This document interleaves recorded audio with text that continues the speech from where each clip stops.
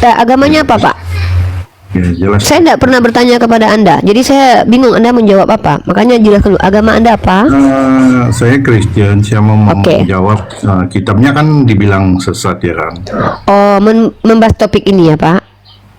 Iya ya. Pak, di sini tidak ada tertulis kitab Kristen sesat. Di sini kita bicara tentang kitab sesat. Nah, Bapak kan Kristen, punya kitab. Ya. Bapak buktikan kalau kitab Bapak tidak sesat. Jadi saya tidak, jangan Iya. mempelintir perkataan saya. Nah, Judulnya tapi itu kitab kalau- sesat. Tapi ya enggak. Iya, catat Saya di saja sini kalau membahas takut satu bicara. tema. Iya, paham. Itu kan kitab Saya Kristen bingung dimaksudkan. ini, Pak. Gitu. Saya enggak bisa bahasa anjing loh, Pak. Saya cuma bisa bahasa Dia orang. mengakui kitabnya sesat ini. Saya cakap baik-baik kok kamu bilang saya anjing. Ya makanya saya enggak ngerti bahasa. Kalau bahasa hewan saya enggak ngerti. Tolonglah, ngerti nggak bahasa Indonesia? Bapak ngerti bahasa saya? Iya. Oke. Iya, yang kitab Pak, sesat kitabnya di siapa? sini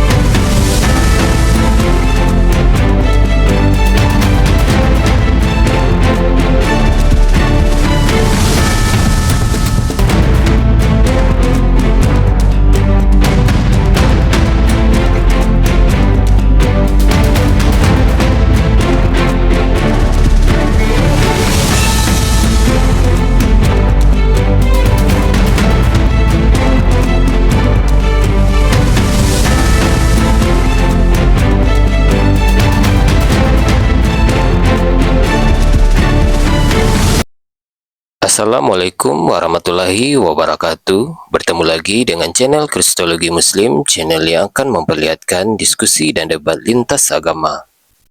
Pada kesempatan hari ini, semoga kita semua dalam keadaan sehat walafiat, selalu diberikan kesehatan, dan segala macam urusan dilapangkan, dipermudahkan, dan dilancarkan seperti apa yang diharapkan, dan juga diberikan segala kecukupan ekonomi, rezeki yang berlimpah yang tidak pernah habisnya dari Allah Subhanahu wa Ta'ala. Di video kali ini masih seperti biasa, saya akan memperlihatkan diskusi dan debat lintas agama, di mana nantinya apologet Islam dan oknum Kristen akan saling bertanya dan menjelaskan agama masing-masing. Yang mana kita akan bisa menilai mana agama yang benar-benar bisa diterima dan dipahami secara akal pikiran manusia yang berakal. Di video ini juga kita akan melihat diskusi dan debat Unirifa dan apologet Islam lain dengan beberapa oknum Kristen yang mana kita bisa mendapatkan ilmu dan pengetahuan tentang ajaran Islam dan ajaran Kristen. Dan bagaimana berjalannya diskusi ini, apakah akan berjalan tenang dan santun atau malah sebaliknya memanas, di mana biasanya oknum Kristen jika tidak sanggup menjawab pertanyaan dan juga tidak terima ajaran dan isi kitabnya dibahas, mereka akan emosi dan marah, bahkan sampai menghujat pribadi atau ajaran. Nah, daripada penasaran dengan diskusi dan debat ini, mari kita simak saja videonya sekarang. ucapannya nanti dia sama kayak Otter nanti. Seperti itu. Pas nanti Unir kualiter lah buku Putri Putra Sil, diam dulu aja lah ya. Nah, nanti kamu jadi narasumber aja di sini. Kamu luruskan kawan-kawanmu Kristen ya nanti ya. Kamu ajarkan Kristen aja kepada kawan-kawanmu ya nanti ya. Kami nggak butuh pengajaran tentang agamamu. Ya, kau di sini kan Iya, jadi narasumber. Yaudah. aja, Di sini nanti kau jelaskan agamamu kepada kawan-kawanmu aja ya. Waalaikumsalam Bang MJ. Banyak kok, bahkan ada orang Islam yang sebenarnya itu kita nggak boleh tutup mata bahwa mereka tuh banyak nggak paham definisi iman, definisi Islam, mereka nggak paham. Tapi berani berbicara satu hal. Kenapa? Mereka nggak tahu kalau di Islam itu kewajiban berbicara itu harus tahu dulu dengan term yang diucapkan, baru kita boleh mengajar. Guru yang benar itu guru yang mengerti dengan apa yang diucapkan. Kan banyak nih orang sekarang kayak fikinisasi itu secara eksplisit, biar terdengar hebat kan, tapi dia nggak ngerti kalau ditanya apa itu arti eksplisit, dia nggak paham. Seperti itu. Nah, itu kenapa di fakultas itu ketika kita presentasikan skripsi kita, itu kita harus jelas detail menunjukkan kepahaman kita terhadap skripsi kita. Tapi tidak sedikit juga orang Islam ketika bicara dia tidak mengerti definisi etimologi dan terminologi agama itu. Dia tidak paham definisinya. Dia pikir orang berdoa itu adalah orang beragama, karena orang berdoa itu adalah orang yang dalam ruang lingkup bagian ritual orang-orang beragama. Tapi bukan ciri-ciri itu yang menunjukkan orang beragama. Terus satu lagi, agama itu sistem, dan beliau nggak ngerti mungkin itu. Semoga beliau paham lah. Dan saya nggak mau menanggapi itu tadi karena saya pikir biarkanlah gitu. Biasanya gitu Tante Mika. Dulu pernah ada orang Islam Putra Phil diam dulu aja ya, nanti kamu ngomong dengan Kristen aja ya. Jadi banyak orang Islam di Komal ini kadang tuh DM saya, Uni kenapa Uni bilang begini. Akhirnya saya mengajarkan mereka dan saya berdiskusi dan berdebat dengan mereka. Walaupun saya akhirnya menunjukkan kebenaran saya, tapi saya merasa kayak hati itu sudah tak bagus dengan mereka. Mereka ngeyel sekali gitu loh. Padahal mereka tidak baca apapun. Kita tanya, mana datanya Pak? Mereka nggak tunjukkan. Ini data saya Pak. Akhirnya mereka menunjukkan sikap seperti Oten. Saya sedih lihat orang Islam yang sikapnya sama seperti Oten gitu. Sedih, serius. Saya kalau ada orang Islam yang pertanyaannya sama seperti Oten, itu saya sedih sekali. Karena level Islam itu sudah turun ke bawah setara dengan orang-orang Kristen. Karena dalam konsep kita, sebodoh-bodohnya orang Islam itu tidak seperti Kristen kebodohannya, yang mana tidak bisa membedakan mana Tuhan mana manusia. Begitu ya. Jadi pahami teman-teman, di kampus itu kita wajib memahami satu term itu.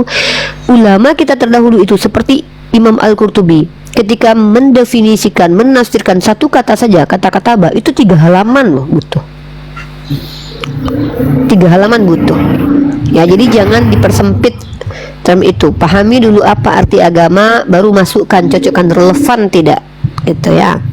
Oke Putra Jaya, silakan bertanya saja. Setelah bertanya tutup mic biar saya menjelaskan. Kalau tidak silakan turun. Karena tempat ini bukan kalian khotbah, tapi tempat kami berdakwah tentang agama kami.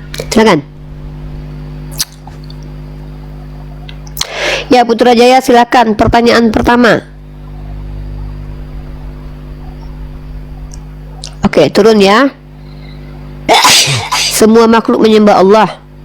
Ya betul, tapi tidak punya sistem. Ini Bang Wan jangan suka debat sama Islam lah Bang Wan. Buat apa sih Bang Wan? Kalau Bang Wan memahami seperti itu ya silahkan. Saya tidak tertarik berdebat dan berdiskusi dengan orang Islam. Serius. Kenapa? Bagi saya berdiskusi dengan orang Islam bisa jadi dia benar, bisa jadi saya salah. Silahkan imani itu. Saya tetap dengan statement saya, binatang tidak beragama. Kalau kalian bantah ya silakan buatkan antitesisnya. Ya saya bantah Tante Nirval. Enggak, saya tidak butuh bantahan kamu. Kamu udah anggap aja kamu benar menurut agamamu. Sudah, kamu menurut kamu benar. Udah, kamu narasumber di sini ya. Baik. Oh iya ya. Tadi Kebiasaan kita, teman-teman, ada sebuah riwayat hadis, teman-teman ya. Diam dulu lah Putra. Memang ada satu hadis yang menghalangi saya untuk berdebat dengan orang-orang Islam, teman-teman. Hadisnya berbunyi begini: barang siapa yang menuntut ilmu untuk mendebat para ulama dan mengolok-olok orang jahil, kata Allah apa? Finnar, kata Rasulullah, finnar. Jadi takutnya saya orang yang sedebatnya orang-orang berilmu nanti. Karena saya menuntut ilmu itu bukan untuk berdebat dengan orang-orang pintar, tapi untuk menyampaikan ilmu itu kepada orang-orang jahil. Tapi saya melihat banyak orang Islam yang senang sekali untuk membantahi orang-orang yang berilmu daripada dia gitu loh.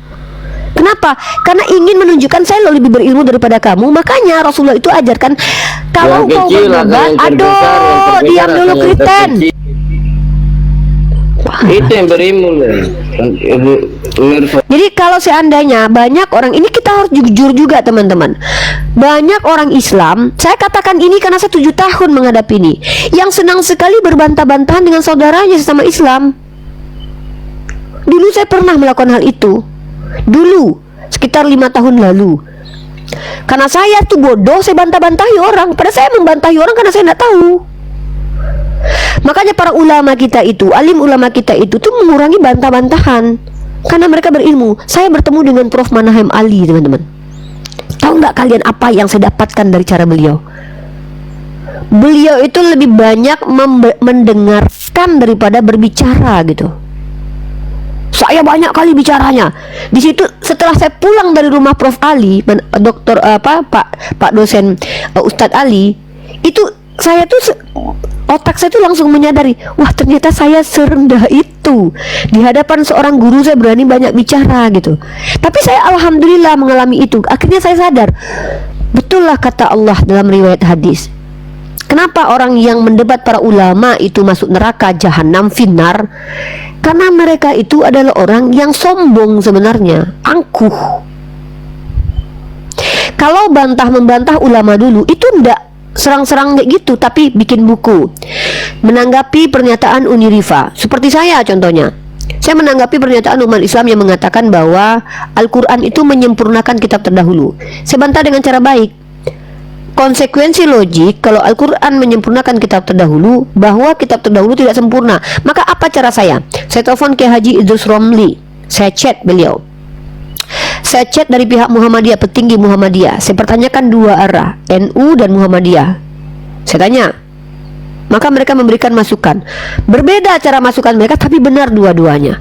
Maka saya lebih beruntung karena mendapatkan ilmu dari banyak arah. Tapi kalau saya suka sekali berdebat, ya kalian lihat ada youtuber Islam itu ya, yang suka sekali mendebat ulama, mendebat orang-orang yang bahkan dia berani mentolol-tololkan orang yang berilmu daripada dia. Wajarlah orang ini dikatakan orang-orang yang finnar. Inilah renungan saya. Jadi selagi dia Islam, saya salah, kalian benar. Tapi tetap argumen saya tidak saya hilangkan, kecuali memang terbantahkan. Binatang itu tidak beragama, itu dari definisi agama tersebut. Ya, kalau kalian merasa bahwa saya salah, silakan buatkan pengajarannya dan menggunakan data. Saya tidak mau bantah-bantahan dengan orang Islam, ya, siapapun dia. Kalau saya bertemu dengan orang Islam, saya jahil di hadapan kalian. Kalian orang berilmu. Ya, seperti itu. Tapi kalau Kristen, mohon maaf, orang Kristen ini levelnya itu, kalau kita lihat ada ini ya, ini laut di bawah, nah ini udara di atas. Maka Kristen itu laut, di bawahnya ada tanah, di bawahnya lagi levelnya. Jadi saya nggak apa-apa bantah-bantahan dengan mereka, karena omongan mereka itu merusak peradaban. Tapi kalau dengan orang Islam saya nggak mau bantah-bantahan. Ya, kalian sajalah yang hebat, saya nggak ada apa-apanya, gitu ya. Silakan Pak Idrar. Yang mau sholat Jumat silakan sholat Jumat. Pak Idrar. Ekonomi. Waalaikumsalam warahmatullahi wabarakatuh. Masih lama lagi. Dimakan di bawah. Oke Pak, silakan.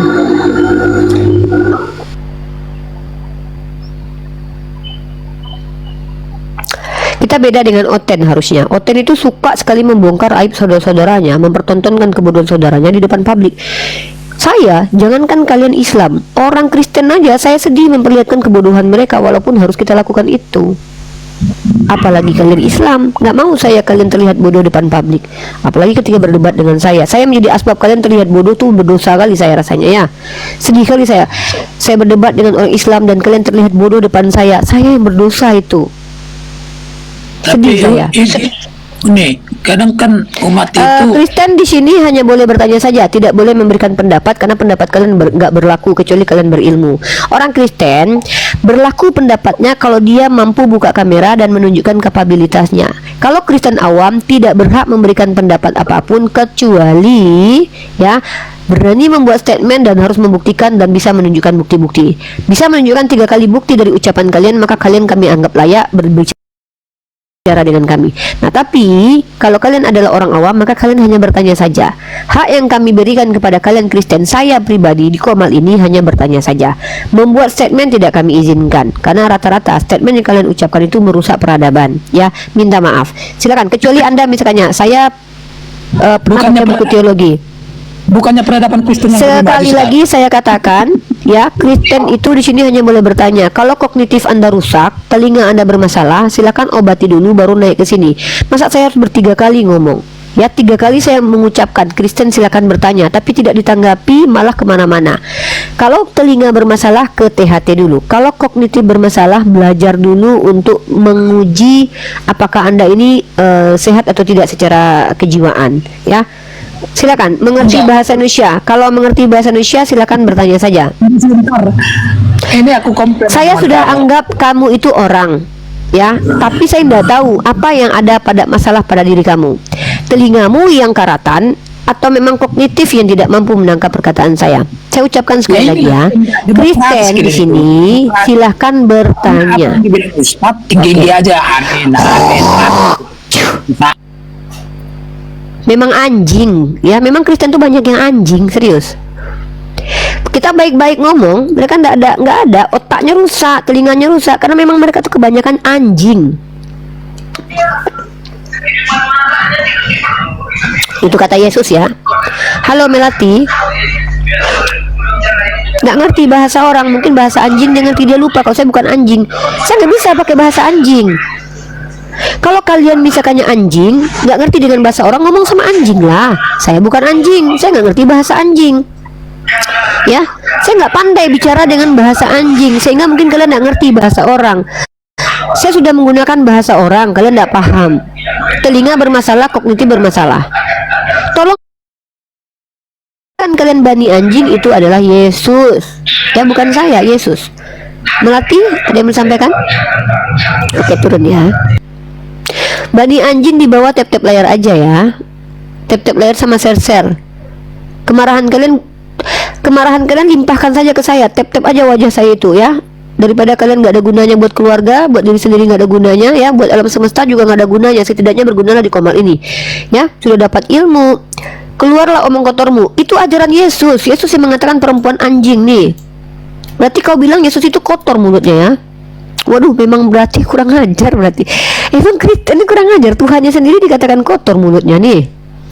Dia mengatakan manusia itu anjing adalah Tuhanmu. Berarti kau akui Tuhanmu itu mulutnya kotor. Nih, berkat kepada anjing. Ini Tuhanmu yang ngajarin saya loh. Ini karena, memang saya ini sejak baca Bible ini memang ngikutin Yesus. Tuhan Yesus menggunakan term anjing. Anjing nih. Tuhan Yesus menggunakan terminologi anjing tuh. Tuh dari sarapan apa tadi kata yang di bawah? Waduh, jadi takut tap-tap layar kan dibilang banyak anjing tap-tap layar. Yang Islam takut tap-tap layar. Janganlah. yang dibilang itu. Gak gitu. Bukan berarti yang tap-tap layar itu adalah anjing. Bukan, maksud saya anjing-anjing di atas yang nggak bisa bahasa manusia, daripada nggak ada gunanya sekali ya sambil menggonggong tap-tap layar gitu. Gitu ya. Messi terkenal di dunia, ikon global dermawan, baik hati. Messi Katolik. Oh ya? Terus apa hebat? Kau siapa, host? Aku ya, nih. Ini Kristen ini kadang-kadang memang nggak tahu diri, aku tengok. Ya. Mahatma Gandhi itu bahkan lebih hebat daripada Messi kau. Ya, lebih hebat daripada Messi kau.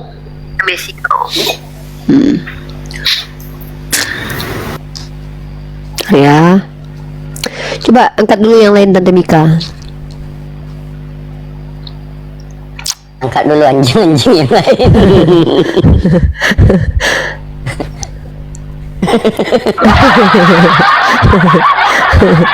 Anjing berikutnya.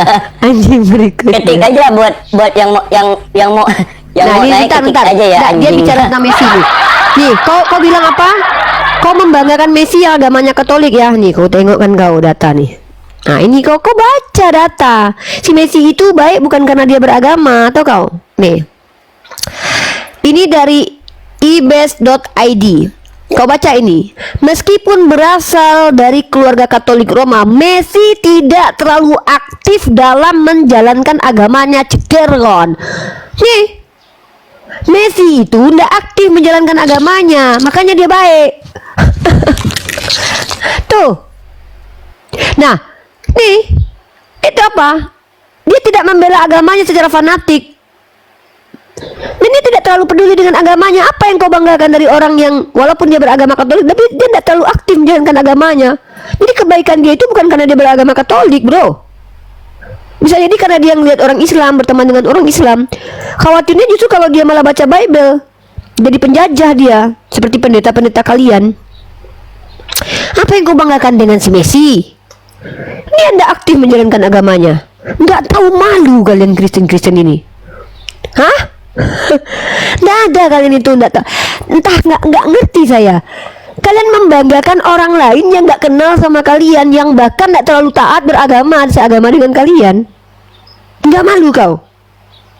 Hah? Nggak malu? Itulah. Itu teman-teman ya. Aduh, Kristen longor, NPD. Memang bahkan anjing itu, saya pernah punya teman yang temannya itu punya anjing. Anjingnya itu disuruh makan.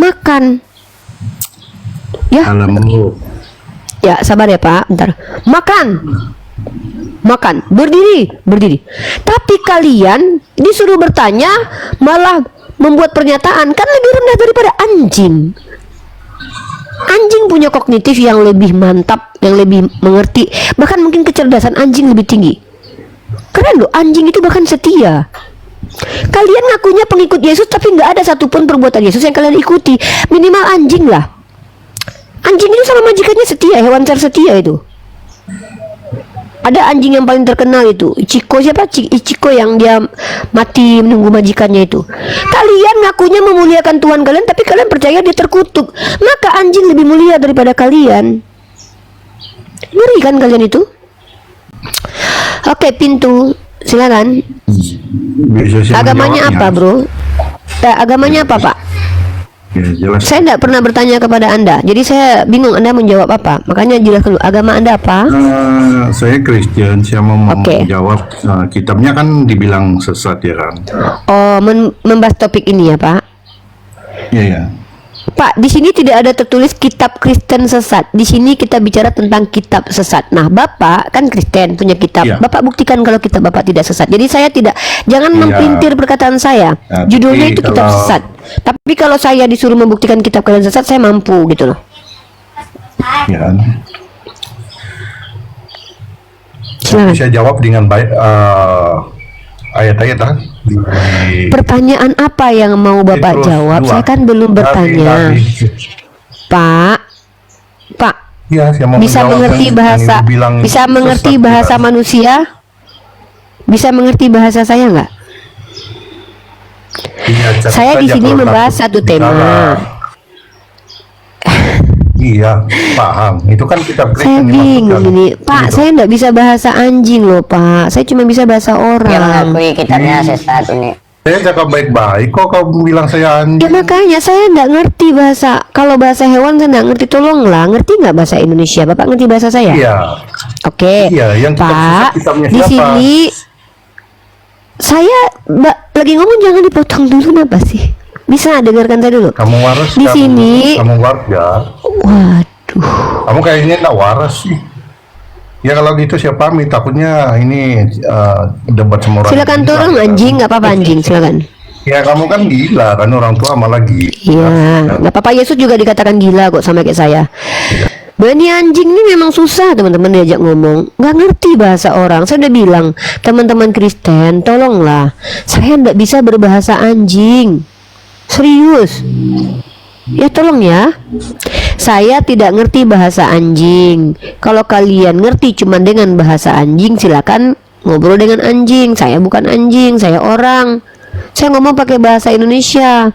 Kalian nggak ngerti bahasa Indonesia, pakai bahasa apa? Ayolah ya, pakai bahasa orang ya. Yesus mengatakan di luar Bani Israel itu anjing. Ternyata Yesus itu benar, kecuali kami, ya, gitu ya. Oke, Joshua, mudah-mudahan ini bisa memanusiakan dirinya di komen kita teman-teman, karena capek teman-teman, saya tidak pandai bahasa anjing. Joshua, agamanya apa? Halo, saya agama Kristen. Oke, mantap. Pak, silakan kalau Bapak mau menanggapi tema saya kitab sesat, boleh prolog ya. Definisi kitab sesat seperti apa, ciri-cirinya seperti apa, boleh. Tapi Bapak buka kamera dulu. Tapi kalau Bapak tidak bisa buka kamera, Bapak jangan menjelaskan banyak hal, karena kami tidak mau mendengarkan omongan penjelasan dari orang yang tidak jelas. Nanti ini menyesatkan. Jadi Bapak di sini kalau tidak bisa membuka kamera, Bapak hanya boleh bertanya saja ke saya, seperti itu. Oh iya, oke. Nggak apa-apa saya bertanya. Boleh, siap. Kitab yang sesat itu adalah kitab yang diterima oleh Muhammad. Sebab kenapa? Itu bukan pertanyaan, Pak. Itu Bapak kayak anjing beneran. Bapak benar-benar sama kayak anjing. Yang saya suruh itu bertanya, bukan membuat pertanyaan, anjing. Iya, nanti kan ada pertanyaan. Iya, tapi pertanyaan itu bukan membuat sebuah pernyataan dulu. Itu Ya. pernyataan yang kau buat itu. Oke.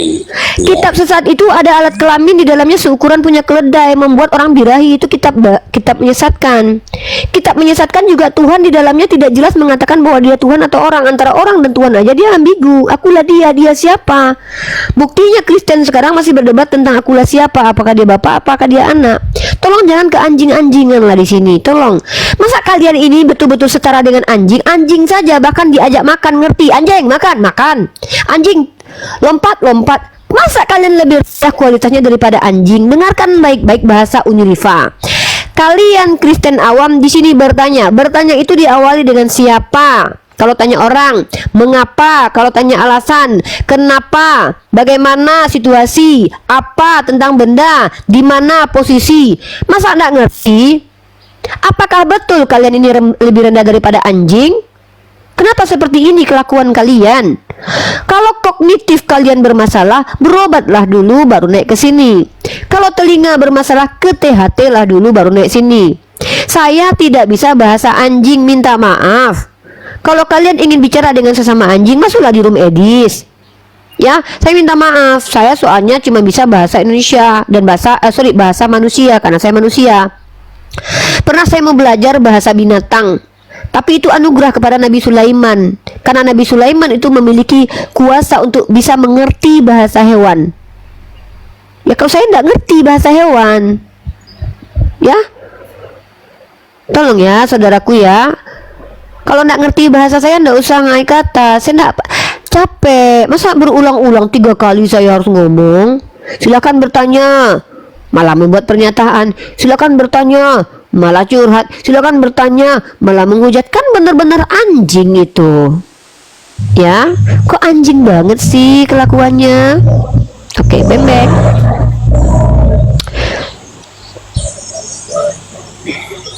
Halo Pak Bembeng.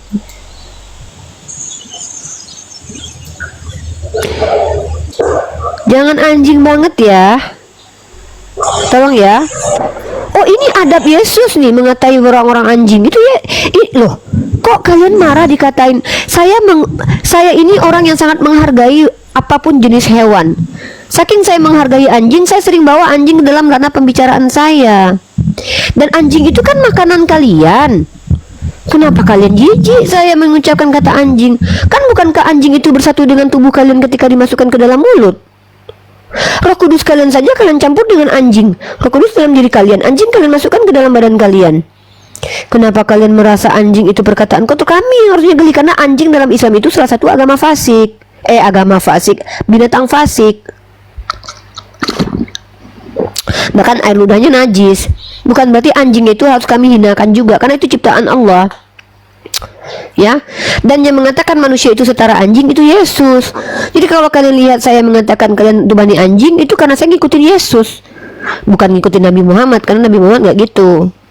Nanti kalaupun saya dihadapkan Allah, kenapa Rifa mengatakan mereka anjing? Yesus dalam kitab mereka yang mengatakan ya Allah. Jadi saya hanya mengutip kitab mereka bahwa mereka itu bani anjing. Contohnya secara esensi mereka memang kayak anjing. Saya suruh ngomong mereka nggak ngomong, saya ngomong mereka nggak dengarkan. Bahkan anjing lebih hebat daripada mereka mengerti dengan pembicaraan kita. Banyak loh anjing yang ngerti bahasa manusia loh. Tapi Uni, si anjing-anjingnya anjing nggak pernah nyembah anjing Uni. Tuh. Betul.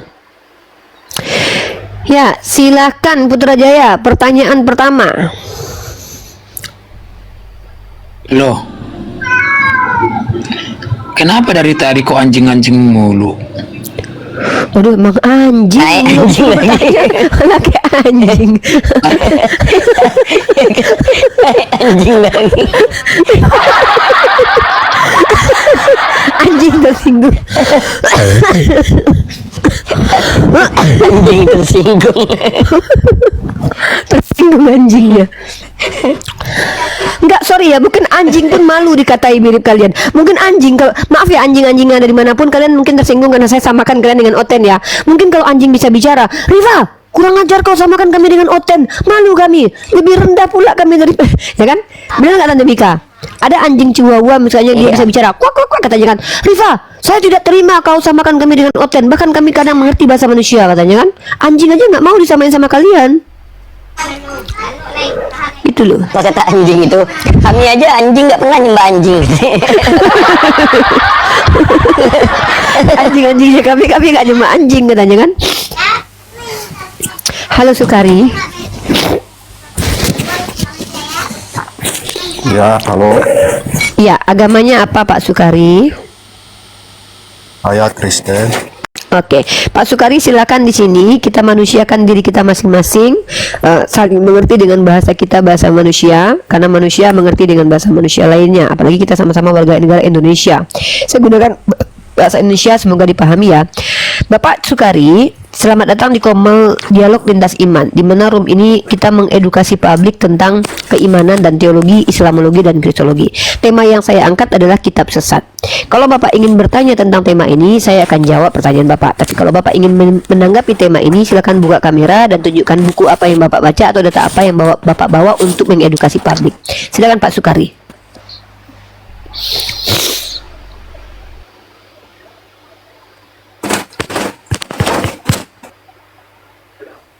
Ya, silakan.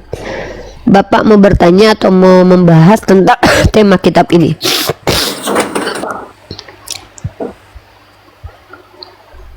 Halo Pak Sukari. Kenapa enggak aku? Ya, halo. Ya, Bapak mau membahas tema ini atau mau bertanya saja? Saya ingin mau bertanya. Oke, boleh. Silakan Pak, pertanyaan pertama.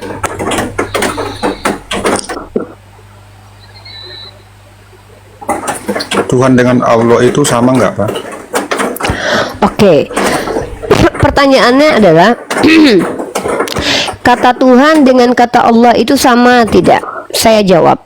Kata Tuhan itu adalah bahasa Indonesia dari kata Tuhan yang hiperkorek ditambahkan huruf H, dan itu dinyatakan oleh salah satu profesor di dalam makalah kitab LAI. Nah, kata Tuhan itu merujuk kepada generic name atau gelar yang disembah oleh manusia. Allah adalah proper name atau nama Tuhan, ismu zat wajib al wujud, nama Tuhan yang wajib eksis dalam kaidah berbahasa Arab. Seperti itu. Jadi kata Allah adalah proper name, kata Tuhan adalah generic name. Sama seperti Uni Rifa. Uni ini adalah gelar bagi perempuan Sumatera Barat. Maka bukan cuman saya satu-satunya Uni, masih banyak uni-uni yang lain. Tapi Rifa adalah merujuk kepada saya secara personal. Jadi Uni adalah generic name sama seperti Tuhan, gelar secara gelar ya, bukan kedudukannya. Tapi Rifa, Allah itu adalah nama proper name. Seperti itu.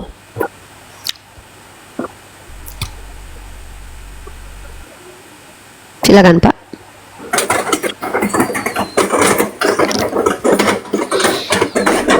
Silakan Pak. Jadi kalau Allah itu letaknya di mana, Pak? Allah itu letaknya, Allah tidak Tuhan itu diletak-letakkan. letaknya di mana? Ya, Tuhan itu tidak diletak-letakkan, Pak. Mohon maaf, Tuhan kami bukan patung yang bisa diletakkan di luar, di dalam gedung seperti itu. Tuhan kami itu beristiwa alal aras. Istiwa itu maksudnya dipadankan dengan kata bersemayam, ya, keberadaannya. Jadi Tuhan kami itu bukan diambil lalu diletak-letak. Kalau kita pakai bahasa letak, letak itu digunakan untuk istilah memindahkan satu benda ke tempat lainnya, digunakan kata letak. Kalau Allah itu bukan benda yang bisa digeser-geser, tapi Allah adalah entitas yang transenden, yang tidak ada yang tahu bagaimana wujudnya, zatnya selain dirinya sendiri. Dan Allah menceritakan tentang dirinya, dan itulah yang kami ketahui bahwa Allah laisa kamitslihi syai'un. Jadi Tuhan kami tidak diletak-letak gitu. Tuhan kami bukan patung yang bisa diletak-letak, diangkat-angkat, dibopong-bopong. Tuhan kami bukan manusia yang mati kemudian diletak di kayu salib, diletak dalam kuburan, diletak sana sini, bukan.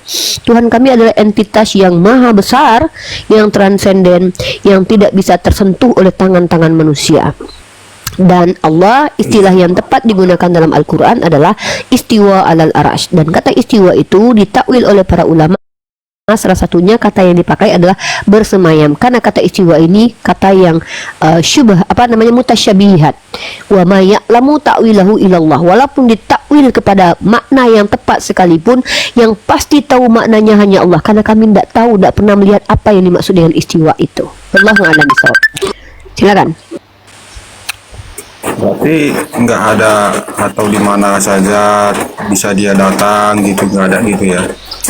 Allah tidak perlu datang kemana saja, karena kekuasaan Allah itu melingkupi segala sesuatu. Ketika saya terjatuh, Allah tidak perlu nyamar jadi manusia untuk menyelamatkan saya. Allah mampu menggerakkan apapun untuk menyelamatkan saya, karena Allah punya kekuasaan di luar kapasitas manusia. Jadi tidak perlu Tuhan datang-datang gitu. Ngapain? Mau COD paket? Enggak kan?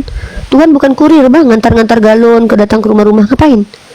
Nggak gitu bang. Bahkan lebih hebat CEO untuk membesarkan perusahaannya di sebuah kota, dia nggak perlu datang ke kota itu, dia cukup telepon aja manajernya.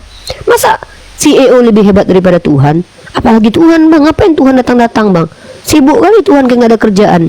Ya, CEO yang punya perusahaan 10 aja nggak perlu harus datang setiap hari ke kantornya semuanya. Dia dengan kekuasaannya bisa telepon, hey manajer, tengok perusahaan kita, kirimkan laporan keuangan. Ini CEO loh. Jadi Tuhan kami tidak seperti itu cara memahami Tuhan. Tuhan itu bukan entitas yang harus mendatang-datangi hamba-hambanya satu-satu. Ngapain? Penting banget manusia ini rupanya. Enggak, tanpa manusia ini Allah tetap adalah Tuhan. Allah tidak pernah butuh kepada apapun, manusia yang butuh kepada Allah. Tuhannya Islam adalah Tuhan yang tempat bergantung seluruh makhluk, bukan Tuhan yang digantung oleh makhluk. Seperti itu. Jadi salah itu ya, tidak ada pemahaman Islam Tuhan itu datang-datang. Kalau Allah ingin bertemu dengan Nabi Muhammad SAW, dia angkat nabinya itu. Dia punya kekuasaan untuk mengangkat nabinya, bukan dia yang turun tek. Ngapain? Kayak ada presiden yang datang ke dalam gorong-gorong, itu nggak perlu sebenarnya. Nggak perlu sebenarnya begitu. Kenapa? Gorong-gorong itu urusan cleaning service, ada kerjanya, ya. Oh kan multitasking, enggak juga gitu loh. Kenapa? Ada peristiwa yang lebih besar yang harus dipikirkan oleh si presiden. Nah gitu, ini pendapat saya ya. Nah apalagi Tuhan. Penting kali manusia gitu didatangin Tuhan gitu. Emang siapa kita ini? Kadang manusia ini terlalu sombong teman-teman, seolah Tuhan harus datang menyelamatkan mereka gitu. Bahkan ada orang yang murtad mengaku dia digendong sama Tuhan keluar dari toilet gitu. Penting kali kau rupanya, mau berak pun Tuhan yang gendong kau. Ada lagi perempuan yang katanya didatangin Tuhan sampai berkolor, katanya lagi duduk di kamar. Penting kau rupanya didatangin Tuhan pakai kolor gitu. Kok ada lah orang-orang NPD ini ya, seolah-olah mereka penting sehingga Tuhan harus turun bertemu mereka gitu loh. Heran saya dengan orang ini. Mungkin gitu, mungkin abang mungkin selalu sering mendengarkan orang-orang didatangi Tuhan mungkin ya. Saya ada tuh dulu tuh di YouTube-nya Ucuk Manubulu itu. Saya digendong Tuhan. Saya digendong Tuhan ke toilet katanya. Pertanyaannya adalah, kau mau berak Tuhan punya menggendong, siapa kau? Presiden pun nggak kan, presiden aja nggak mau membimbing kau ke toilet. Apa pula Tuhan yang menggendong kau? Siapa kau rupanya? Ada manfaatmu bagi peradaban. Kalau memang Tuhan harus turun, dan dia Isaac Newton, karena ada manfaat buat peradaban. Hawking, lebih baik Hawking itu Tuhan buat dia tidak cacat, buat dia beragama supaya dia kecerdasannya bagus untuk agama. Ini Tuhan mendatangi murtadin mantan pemakai narkoboy. Tuhan mendatangi pesunda lagi di dalam diskotik. Aku melihat Tuhan berkata, hai anakku datanglah padaku. Hei, penting kau rupanya didatangi Tuhan. Kau lagi bersundal didatangi Tuhan rupanya. Berhalusinasi. Agak betul-betul NPD gitu, merasa bahwa kau itu penting. Inilah kalian. Oh sorry, silakan Pak Sukari. Mau kalian tengok, oke, kita tunjukkan teman-teman ya, bahwa memang ada kejadian seperti itu. Aku digendong Tuhan katanya, ya, digendong Tuhan ke toilet kau. Hai mak, kalau memang harus ada manusia yang digendong di alam semesta ini, aku yang harus digendong Tuhan kau. Kurang apa aku coba? Manis iya, cerdas iya, pintar iya, relasi pun banyak. Kalau Tuhan kau gendong aku, setidaknya aku ada gunanya buat peradaban, mencerdaskan Oten. Aku yang harus digendong Tuhan. Kok murtadin itu pula yang digendong Tuhan mau ke toilet? Kalian lah cebok berak bokongnya. Lucu dulu Uti Watimena yang paling lucu. Dia kan sakit di rumah sakit. Dia katanya udah mau sembuh. Datang Tuhan katanya membersihkan kamar dia katanya. Emang anjing kalian itu, Tuhan kalian katakan cleaning service? Binatang kalian itu loh. Biadab kalian itu. Nih, Uti Watimena itu, Tuhan melawat aku katanya. Lalu tiba-tiba kamarnya bersih. Jadi Tuhan kau beres-beres ke kamar. Mak, nih Tuhan menggendong. Nah, ini Tuhan menggendongku ke toilet katanya. Yuk ucuk mandi bulu nih. Ya. Tuhan menggendongku ke toilet. Emang binat orang-orang ini, Tuhan direndahkan dia nih. Ya. Ini nih. Ini teman-teman. Inilah kadang-kadang muka-muka NPD psikopat akutnya ini nih. Saat aku sakit, Tuhan Yesus menggendongku ke kamar mandi. Sekalian apa minta cebokkan sama Tuhanmu itu? Ya, inilah kelakuan kalian ini. Saat aku sakit, Tuhan gendong ke kamar mandi. Siapa kau? Penting kau buat peradaban rupanya. Iya. Nah, ini nih. Ini kelakuannya. Kelakuan kalian nih. Nih. Tuhan mendatangi aku pakai kolor. Kotor. Wanita ini bertemu Yesus pakai kolor. Masya Allah. Bentar Pak ya. Enggak, sebentar Pak. Enggak, bukan saya lagi ngomongin, bukan, nggak ada kaitan dengan Bapak. Bentar, saya lagi. Jadi inilah kelakuan mereka, orang-orang NPD ini merasa bahwa mereka itu pantas untuk didatangi Tuhan. Sedangkan Musa saja, seorang nabi yang bergelar Kalimullah, seorang nabi loh, yang kehidupannya itu enggak kaleng-kaleng loh, dididik dari kecil, bahkan tidak layak matanya, belum layak matanya melihat Allah karena tidak sanggup, kata Allah. Musa, lihatlah gunung itu, kalau dia berada di situ maka kau bisa lihat aku. Seorang Musa saja yang sudah Allah pilih menjadi nabi. Kau mantan pemakai narkoba, tukang coli, tukang perkodok, pesundal, kami didatangi Tuhan. Agak lain kalian ku tengok. NPD kalian itu. Kan aku bilang, seandainya ada orang yang akan digendong Tuhanmu yang ganteng itu, sebenarnya nggak layak kau, aku yang lebih layak. Serius. Setidaknya kalau aku digendong Tuhanmu, ya banyak keuntungannya. Aku mengajarkan ajaran Tuhanmu loh. Aku digendong belakang sama Tuhanmu lebihnya harusnya. Ini dia pula yang digendong. Itulah kenapa saya katakan kalian itu lebih rendah dari hewan ternak yang bernama anjing. Anjing itu setia. Kalian merendahkan Tuhan kalian.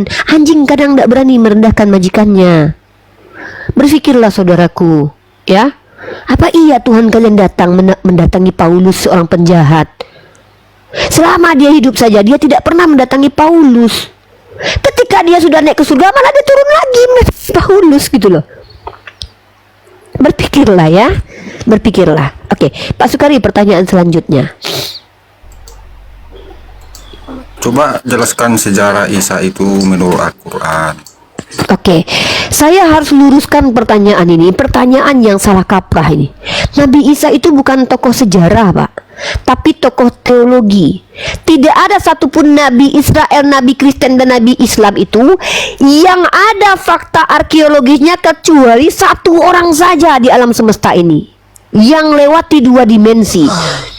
Namanya adalah Muhammad ibnu Abdullah, karena hanya dia satu-satunya yang memiliki fakta arkeologis secara empirik dibuktikan eksistensinya ada. Yesus atau Isa jangan ditanya sejarah, tapi kalau tanya informasi wahyu tentang mereka itu ada. Makanya di Al-Quran dikatakan, ya, kalau di Al-Quran dikatakan, itulah peristiwa gaib yang kami sampaikan kepadamu yang pada waktu itu kau tidak berada di situ. Makanya informasi tentang Nabi Isa itu adalah pewahyuan. Nah, kalau Anda ingin tahu bagaimana Nabi Isa di dalam Al-Quran, saya bisa bagi. Tapi bukan sejarah itu adalah informasi wahyu. Karena sejarah itu dari kata sejaratun berarti pohon. Pohon itu ada makna filosofi di antara pohon itu secara esensi dia berakar, ya, ada akarnya, kemudian bercabang, ada mata rantainya, mata rantai perawinya. Nah, pengetahuan tentang Isa ini bukan didapat Nabi Muhammad dari orang lain, tapi dari Allah langsung. Maka ini bukan sejarah, tapi adalah wahyu.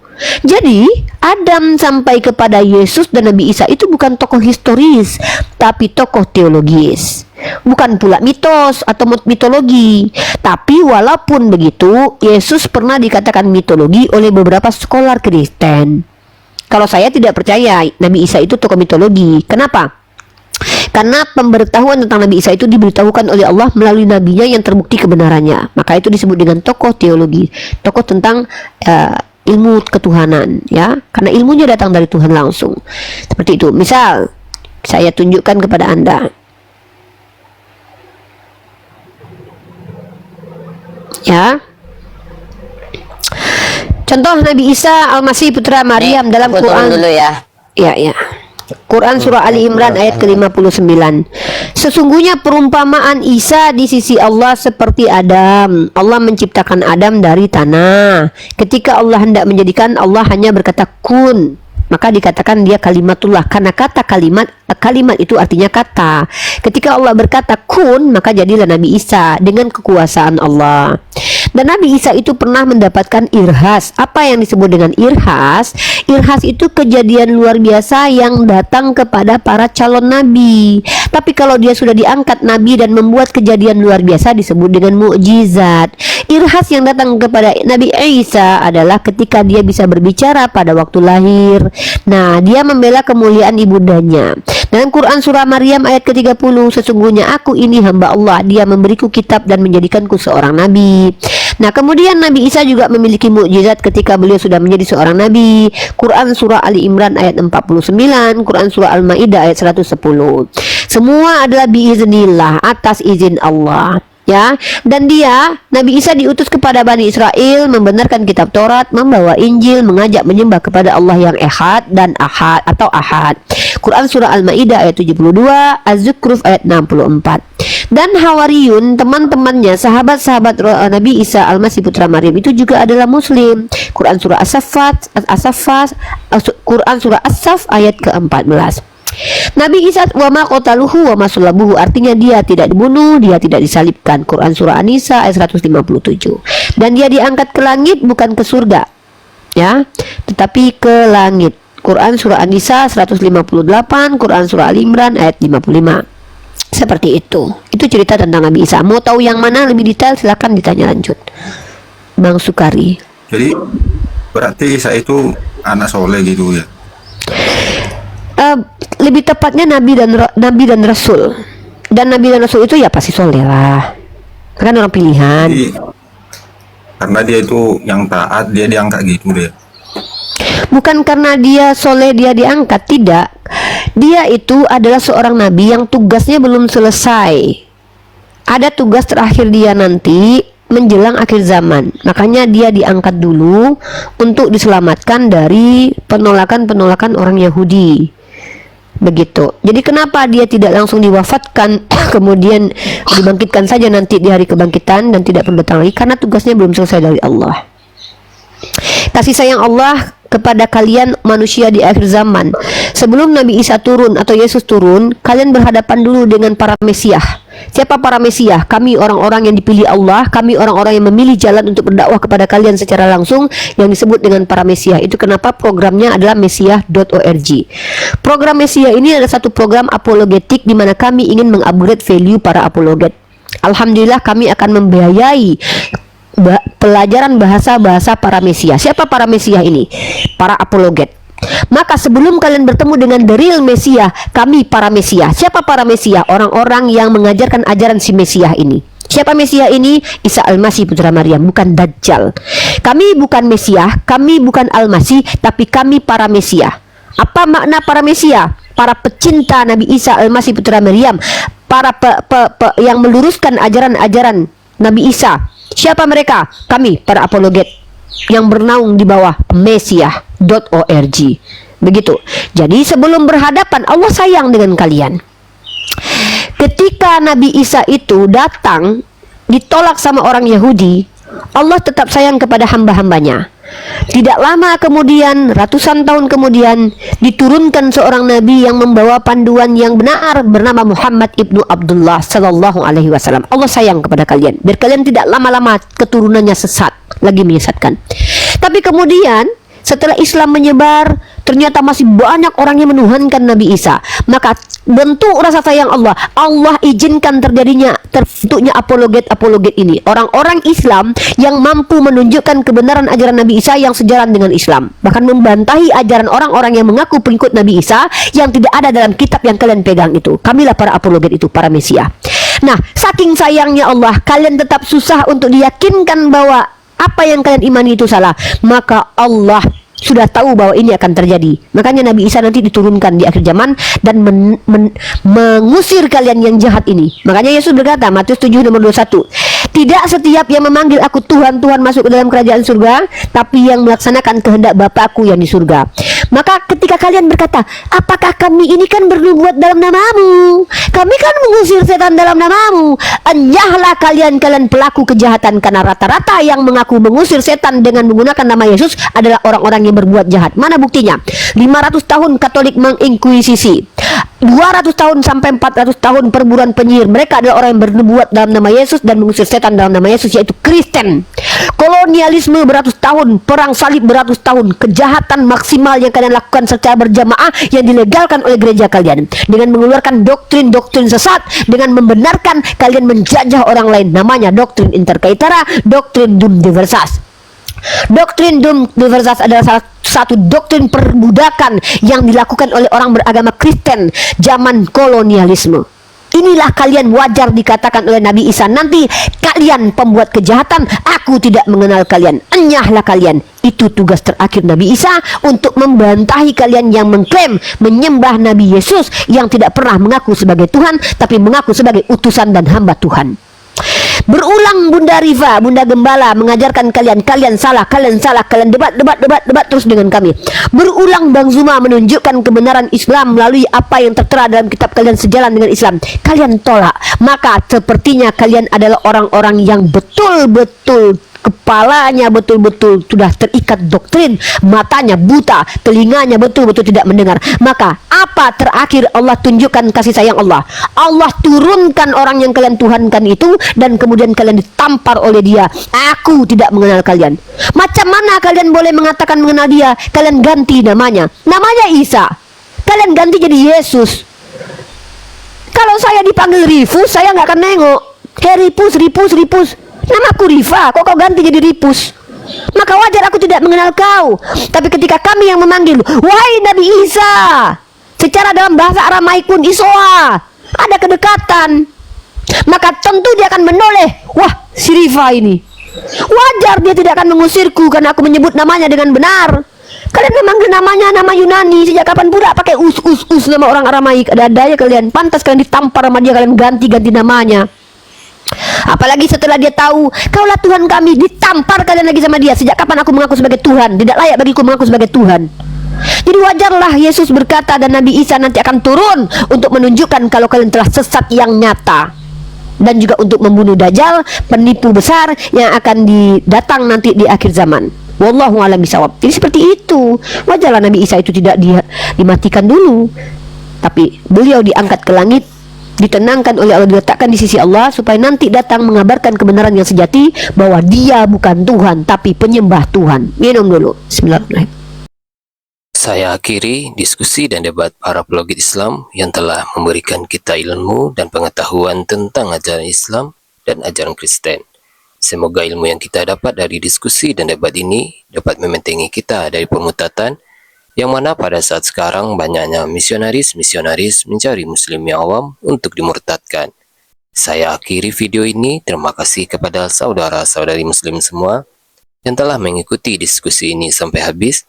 Sampai ketemu lagi dan nantikan video-video diskusi dan debat apologet Islam selanjutnya. Assalamualaikum warahmatullahi wabarakatuh.